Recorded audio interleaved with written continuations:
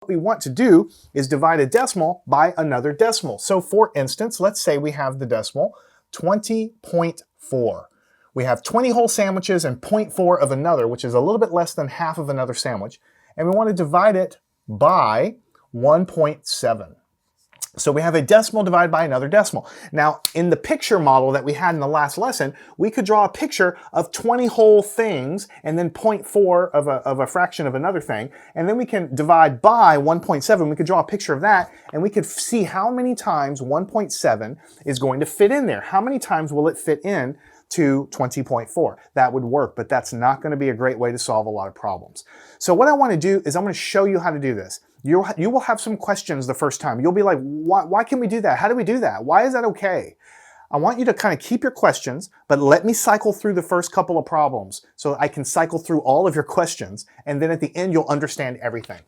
Now, dividing by 1.7 in long form is difficult to do. So what we're actually going to do is we're going to change this problem a little bit. What we want to divide by on the outside, we always want it to be a whole number. It just makes the math easier. So what we want to do is take this nasty little decimal point and we want to move it over here. But if we move the decimal spot one position over this way, then we must also move what is under the division symbol one spot as well. So we move the decimal one spot this way and then one spot that way. You might say, why are you allowed to move decimals?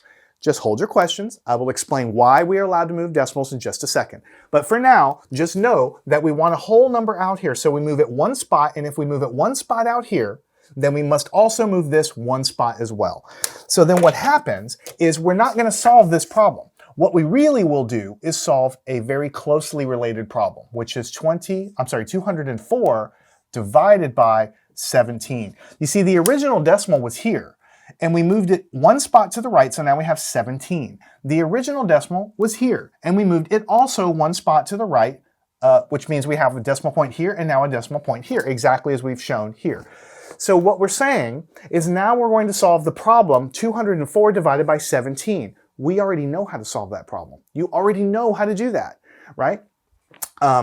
The only trick is knowing that not trick, but the only thing we have to know is that we want a whole number on the outside of the division symbol. So we move it one spot, now let's solve this problem. The answer that we get to this problem, whatever we get as the answer, is the same answer as what we would get if we just drew a picture and divided this.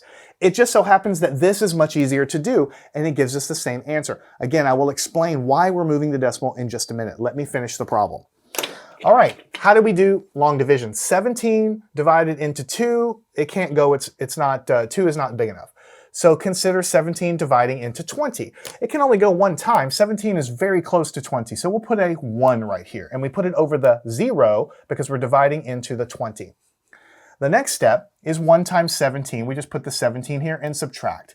Now, you can do the borrowing and all that to subtract, or you can just think that you're subtracting 20 minus 17. You can start at 17 and count up to 20 to do the subtraction. If you want to go subtract 20 minus 17 on the side, that's fine. Or you can count up from 17, 18, 19, 20. There's only 3 units between 17 and 20, so we can just put a 3 down here. To do it long form, we'd have to borrow here and all this stuff, and that will make it cluttered. So we know the answer is 3. After we subtract, grab the next digit, bring it down. Now what do? We have to figure out 17 times something is 34. We know that 17 times 1 is 17. What is 17 times 2? 17 times 2. 7 times 2 is 14. And 2 times 1 is 2, plus 1 is 3. 17 times 2 is exactly 34. So this has to be a 2. 2 times 17 is 34. Subtract 34 minus 34 is 0. And so we grab the next digit, but there is no next digit, so we're basically done, and the remainder is 0. So what have we figured out here? We figured out that if we take 204 and divide it by 17, we get 12 times. It fits in there exactly 12 times. So the answer to this problem is 12. The answer to this problem is 12. And that is exactly the same answer as we get when we take 20.4 and divide by 1.7. We convert it to this because when we don't have nasty decimals here on the outside, it makes doing the long division process easier. So what we're going to do every single time is when we're dividing by a decimal, we're going to move the decimal as many spots as it takes so that we only have a whole number out here. And however many spots we move it, we must also move the inner decimal the same number of spots. Because if you move one but not the other, then you've changed the problem. But if you move one of them and then also move another one, then they're the same. Let me give you a couple of reasons why it's okay to do this. Picture you have a teeter-totter or a seesaw, right? And it's balanced in the middle. You have one person on this side and one person on this side, and it's perfectly balanced. It's not moving. It's perfectly flat. Now, if I put a bag of sand on one side, of course it's going to do this. But I can keep it balanced by also putting another bag of sand on the other side. And then I can keep the exact balancing the same of the seesaw. If I take one bag of sand off, of course it's going to move. But if I take both sands off at the same time, then the children are still there and the seesaw is still exactly balanced. If we move one of these decimals by itself, then we've unbalanced everything and changed everything. But if we move both of these decimals the same, then the problem looks different, but actually gives exactly the same answer as if we do this. So that's one way of thinking about it. Let me tell you another way, a better way of thinking about it. When we do division like this, you really need to start thinking about division as being kind of like a fraction. It is a fraction. Fractions and division are basically the same thing. So what we have here is the fraction, let me do it, I'll do it here. 20.4 divided by 1.7. 20.4 divided by 1.7. I know that you may not be thinking of fractions in terms of division yet, because we talk about fractions as parts of a whole. But as we go more and more into fractions, you need to start thinking about fractions as being division. The fraction bar is basically a division symbol. Actually, the bar here with something on top and something on the bottom, doesn't it look a whole lot like this? A bar with something on the top and something on the bottom. A bar with something on the top and something on the bottom. So a fraction is division. It's the top thing divided by the bottom thing. Now we're taking this and dividing by this. Now remember, we said that when we deal with fractions, we can multiply or divide the top and the bottom by the fraction of the fraction by any number we want. That's how we simplify fractions, remember? We can divide the top by 2 and the bottom by 2. We can divide the top by 4 and the bottom by 4. I can divide the top by 10 and the bottom by 10. As long as I do it to both the top and the bottom, I have not changed the fraction. The same thing is true of multiplication. I can multiply a fraction by 2 or 3 or 4 as long as I do it to the top and the bottom at the same time. So let's see what happens. Since I can do whatever I want, what would happen if, let me extend this fraction bar here. What would happen if I multiply the top of this fraction and the bottom of this fraction by 10? I'll multiply the top and the bottom of the fraction by 10. Multiplying by the same number does not change the fraction. It just changed the way the fraction looks. And then what would we have? Remember, we talked about what happens when you multiply by 10. All that happens is you move the decimal. Right? So when you multiply by 10, you move the decimal to the right, making it 10 times bigger. And when you divide by 10, you move the decimal the other way. We talked about that before. So 20.4 times 10 is 204. And 1.7 times 10 is 17. So what we're saying here is that this fraction, 204 over 17, looks different than 20.4 divided by over 1.7, but it's the same fraction because we've multiplied the fraction top and bottom by 10, and all that does is move the decimal. So this is why I can take 204 and divide by 17, and it gives me the same answer because this thing is the same exact thing as this thing. It means the same thing. We multiply top and bottom by 10. When I tell you to move the decimal, all you're doing is multiplying this one by 10 and multiplying this one by 10, which you already know that you can do that for fractions.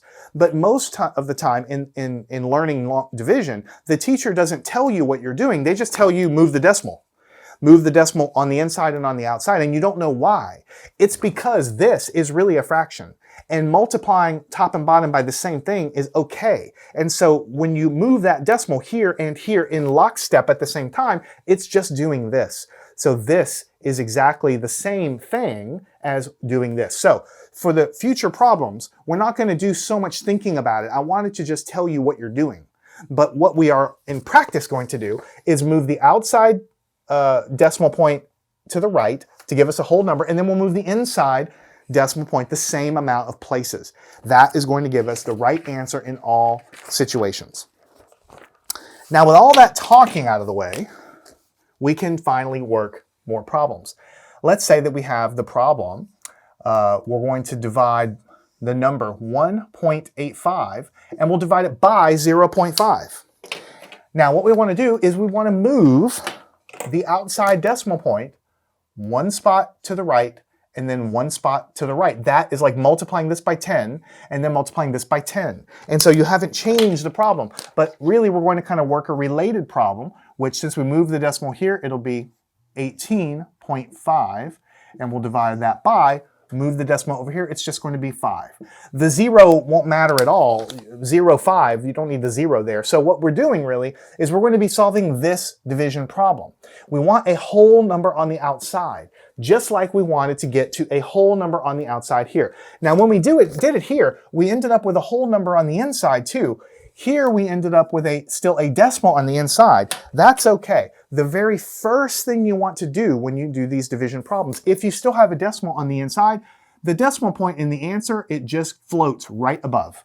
You don't have to count positions. You don't have to do it like we did for multiplication or anything. All you have to do is look at where the decimal is, and the final decimal is there.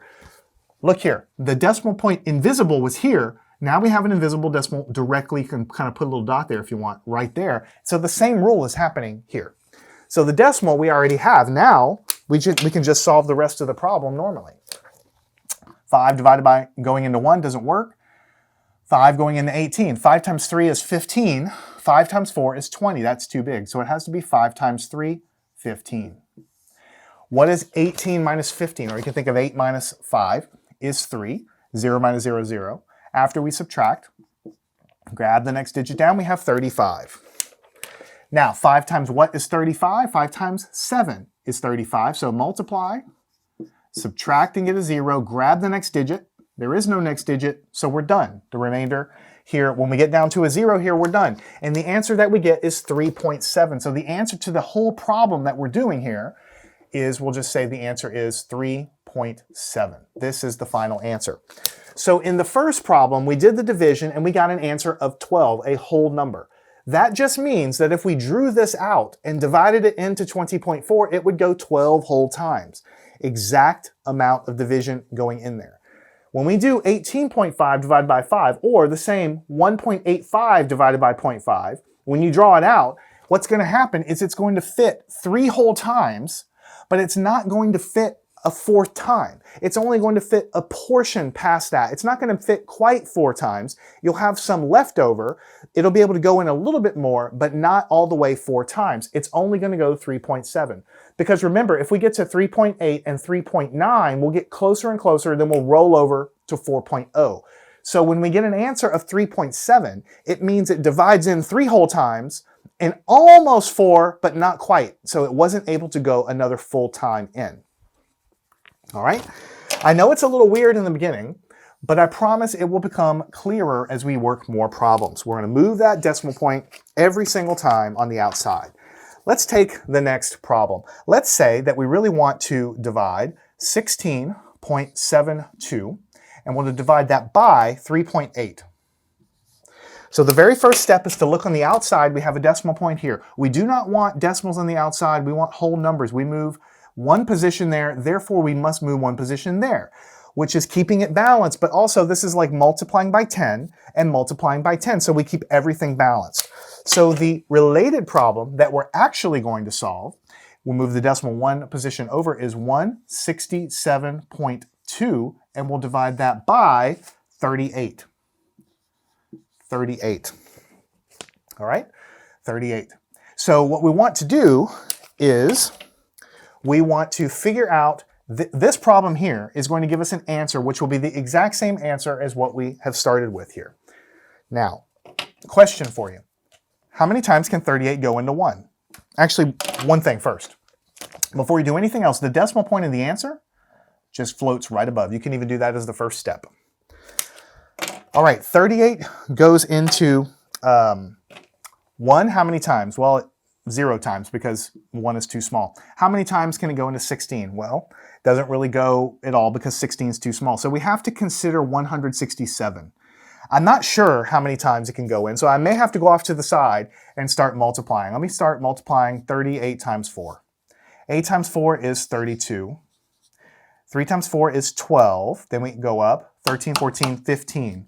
And we get an answer of 152. 152 is as close as I'm going to get to 167. If I multiply by 5, I'm confident I'm going to blow it because I'm already very, very close. So it goes 4 times. So put a 4 here. It goes 4 times into 167. When I multiply that, I get 152. We just did that. And so now I can subtract. 7 minus 2 is 5. 6 minus 5 is 1. 1 minus 1 is 0, but I don't have to put leading zeros. And then finally, after I do the subtraction, I grab the next digit, which is a 2, and a 2 goes down there. Now, how many times do I go into this? 38 times something is 152, but we already know it's exactly 4. So 38 times 4, when we multiply, is 152.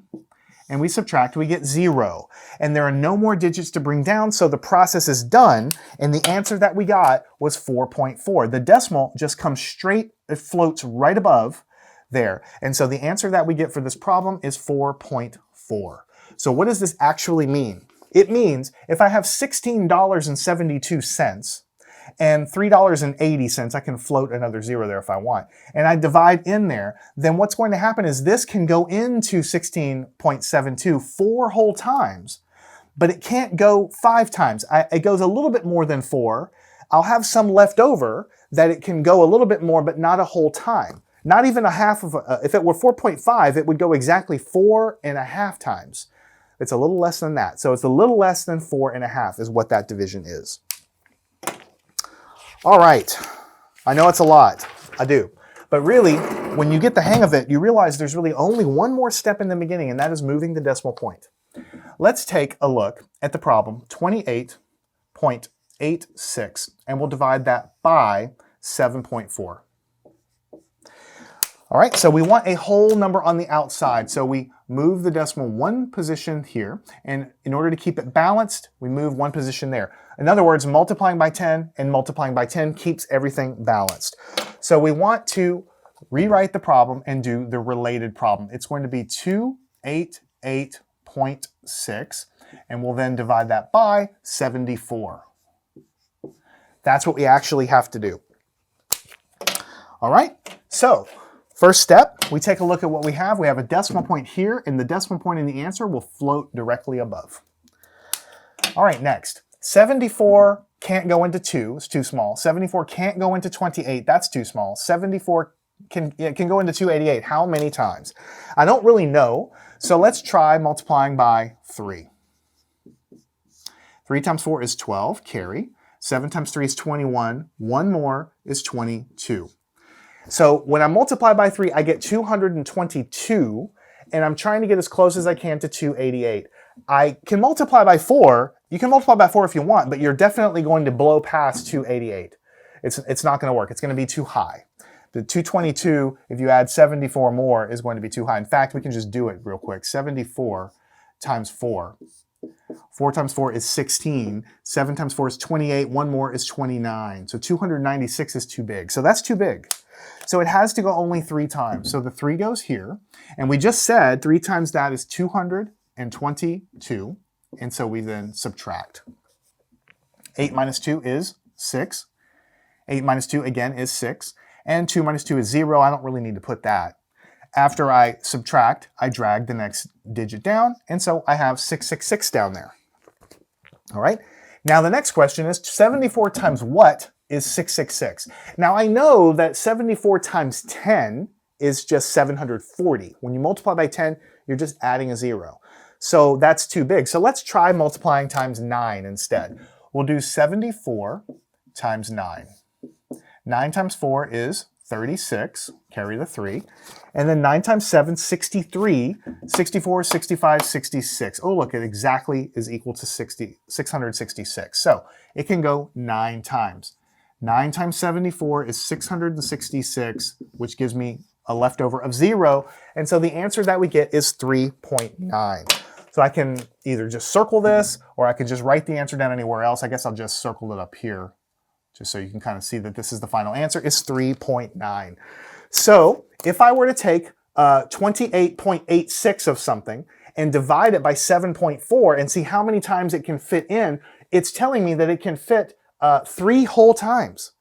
And not quite 4 times, but very close to 4 times, because the 0.9 is telling me it almost goes 4 times, but not quite. It's not quite enough extra to go a 4th time, but it's very close because it's at 3.9. All right, making good progress. Let's take a look at problem number 5. We want to divide the following numbers. 8.47. We want to divide it by 0.22. 0.22. Now, here we have a decimal here and we have 2 digits. We do not want any whole numbers. Whereas before we only had to move 1 position, here we actually have to move the outside digit decimal point 2 positions. And if we do it 2 positions on the outside, then we must move the inside decimal 2 positions also. So you might say, what would be happening here? If we multiply by 10, it would move it 1 position. If we multiply by 10 again, it moves it another position. So it's like multiplying this by 100 to move the decimal point, but we also move this one multiplying by 100, so it moves the decimal the same amount. Putting bags of sand on the seesaw, multiply by 10, as long as I'm doing it to both the inside and the outside, or the top and the bottom of the fraction, I'm not changing anything. So what I really want to do is solve the related problem. The related problem is 847, because we moved the decimal 2 times, divided by 22. And it doesn't even look like there's any real decimal points in the problem, but if you remember, there's an invisible decimal after the whole number, so there's like an invisible decimal right there. We don't usually write it, but we can still put it there. All right, 22 cannot go into 8, too small. 22 can go into 84. How many times? I'm not sure, so let me try to go over here and say 22. Let's start by multiplying by 3. 2 times 3 is 6. 2 times 3 is 6. All right, that's pretty close. Let's try to go a little higher. 22 times 4. 2 times 4 is 8. 2 times 4 is 8. This is actually too high, so it only actually can go 3 times. 3 times. And 3 times 22, we just said, was 66, and we subtract. Now here's where, you know, we have to do a little thinking, because what we have to do is 84 minus 66. It's difficult to do that in our head, and we have to do borrowing here, but the 4 minus 6. It's going to look ugly if we do it under here. So what I really rather you do is come over to the side. What we want to do is 84 minus 66. And we cannot do 4 minus 6. So we'll change this to a 14, and we'll borrow, making that a 7. 14 going down by 6 is 13, 12, 11, 10, 9, 8. 14 minus 6 is 8, and 7 minus 6 is 1. So the answer is 18. 84 minus 66 is 18. After we subtract, we pull the next digit down, so we have 187 there. 187. I'm not really sure exactly. 22 times something has to be 187. I'm not totally sure. But I know that it's going to be times 6 or times 7 or times 8 or whatever. I'm not really totally sure, so you have to kind of play with it a little bit. So let's go over here and see what 22 times 8 is. 22 times 8. 8 times 2 is 16, carry the 1. 8 times 2 is 16, 1 more is 17. So that's 176. If I go times 9, I'm going to blow it. I'm going to go past 187. So it has to be times 8. And if you want to go times 9 and prove it to yourself, then of course you can do that. So we're going to say it goes 8 times. So it goes 8 times here, and 8 times 22, we just said, is 176. And we subtract. 7 minus 6 is 1. 8 minus 7 is also 1. 1 minus 1, I don't have to write. Now here is the point where I turn around and I have to teach you something really important. when we're dividing decimals, our goal is to get down to where the remainder is 0. Notice how the remainder was 0, so we knew we were done here. The remainder was 0, so we knew we were done here. The remainder was 0, so we knew we were done. I can keep going back through the other problems. The remainder was always 0, so we knew we were done. But now, when we subtract, it looks like there's no other digit here, so it looks like we have a remainder of 11, and you think you're going to put remainder 11. R11. We don't do that with decimals. We do that for the other division, the whole number division that we have learned in the beginning. But when we have decimal division, we really want the remainder to be 0 down here if possible. Here, the remainder is 11. So we need to keep going in the process, but we don't have any more digits. So what we have to do is add some digits, right? Because what's going on here is even though we're dividing 847 divided by this, there's an invisible decimal here, and as you know, we can add zeros after a decimal point, as many as we need to add to make the process work out. So since I was able to add a 0 there, now I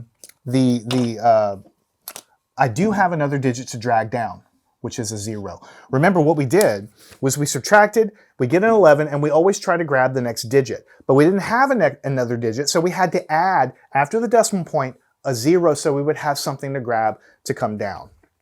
Now we have 110 down here. 2 times what is 110? I'm not sure, so we're going to try to go 22 times 5, and let's see what we get. 2 times 5 is 10, carry the 1. 2 times 5 is 10, plus 1 is 11. So 22 times 5 is 110. 22 times 5 multiply is 110. Subtract. Now we get a remainder of 0. Now we know we can stop. So the answer to this problem is 38.5. So when we take this number and divide it by 0.22, it can go in and fit inside 38 whole times plus another half. It can't go another whole time, it can go a half. I need to kind of talk about this a little bit before we go on. The process works the same for this problem as for the other problems, but in the other problems we got a remainder of 0, so we stopped. We got a remainder of 0, so we stopped. We got a remainder of 0, so we stopped. But here we had a remainder of 11, and we thought we should stop, but when we divide decimals, we always want to get to a remainder of 0. And so we had to add and put the decimal point that we know is there and add a 0, which does not change the number. It doesn't change anything, but it allows us to continue the process to get down to a remainder of 0. So we have to keep an eye out for that. Sometimes we will have to do that. All right, moving right along. Problem number 6. Let's say we have the problem 3.36, and we want to divide that by 2.1. 2.1. So on the outside, we have a decimal here. We don't want any decimals, so we move 1 position. So we move this decimal 1 position also. So that means really we're going to solve the related problem over here of 33.6, and we'll divide it by 21. Move the decimal 1 position, and this problem will be the same as the previous problem. So now we then look at the decimal point. We can float the decimal up into the final answer. And now we say, how many times can 21 go into 3? We can't go into 3. How many times can 21 go into 33? It can only go once because we know that, you can kind of think of it as being close to 20 times 2 would be 40. That would be too much. So it really can only go one time. 1 times 21 is 21, subtract.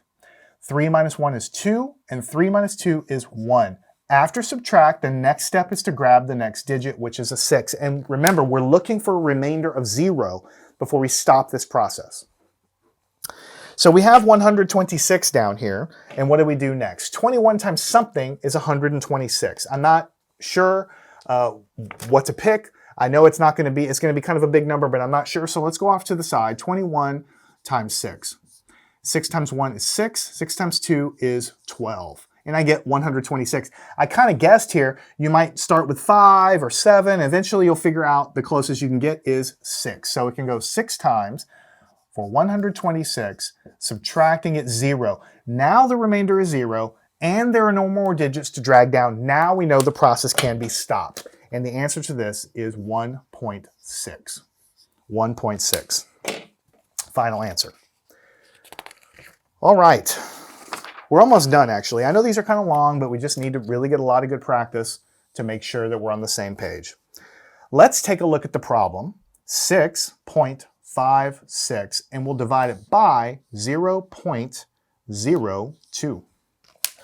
So on the outside, I have 2 digits after the decimal. I want to move this decimal 1 position, 2 positions to get a whole number. That means to keep it balanced, I have to move 1 position, 2 positions to keep it balanced on the inside. So really, I'm going to then solve the related problem of 656, and I'll divide that by, I move the decimal, I only have 2 on the outside. The leading zeros you can throw away once you move the decimal. This is what I want to solve. 656 by 2.